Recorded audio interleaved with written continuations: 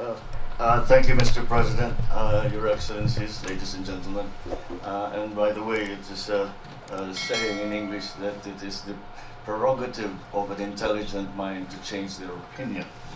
So I think you are in good company. I am honored to be part of this session at a time when the global economy faces, as attested to by the IMF, a tougher year than the one we just left behind. However, we in the Philippines welcome this year with guarded optimism, as positive indicators point to a better than expected end-of-year economic performance on our end. Such performance was achieved even as our earnest efforts at recovering from the deleterious impact of the COVID-19 pandemic. Our recovery has been made all the more challenging by the uncertainty that was induced by ongoing conflict, coupled with tensions amplified and magnified along economic and social equity fault lines in many parts of the world. We join other countries in bearing witness to the emergence of cracks and fissures of a scale that compromise the systems and institutions of global-wide economic interdependence. The interlinkages and integration represented by the complex array of supply and production chains have become the most ubiquitous feature of the modern global economy. Its efficient and effective functioning has not only contributed to a boom in global manufacturing and allied services, but has also played a role in the rapid prosperity of the country's position along such chains. New industries, companies, investments, and jobs have been created. The incentive for innovation has become much more attractive. We grew together, and poverty was reduced.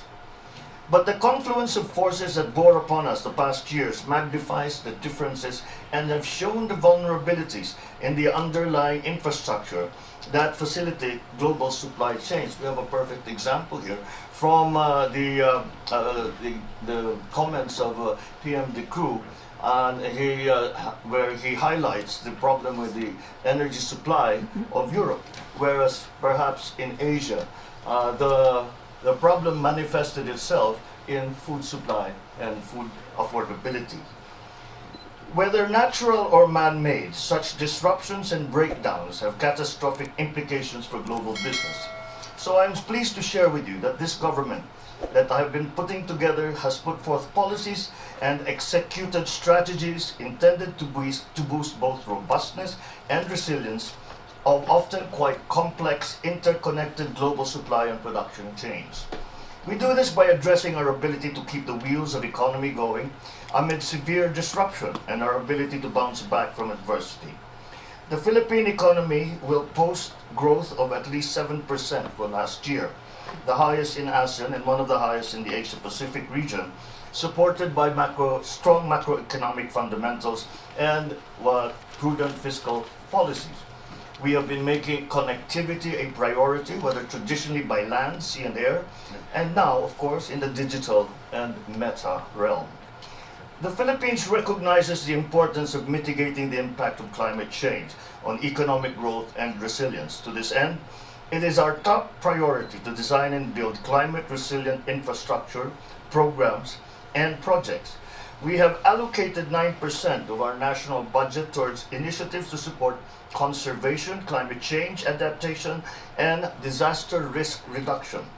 I have committed to work to increase this figure to an average of 15% annually. Through our Build Better More flagship program, we have placed infrastructure development as the pinnacle of our vision for an equitable, prosperous, and resilient Philippines by 2040. We recognize the critical role of the private sector partners to enable the realization of these high goals. The recent amendments to our Build, Operate, Transfer law address concerns regarding the financial viability and bankability of public-private partnerships and the concerns on potential delays that might impede implementation. We aim to raise the confidence of investors, especially those that will benefit the social sectors of health, education, and agriculture. For this reason, we have taken a proactive approach. We have created a private sector advisory council, some members who are here with us, and we have formulated many strategies so that we can position the Philippines properly for the development and evolution of the new global economy. That is just a general overview of the effects as we have felt them in the Philippines. Thank you very much, and good afternoon. It's quite impressive, I have to say.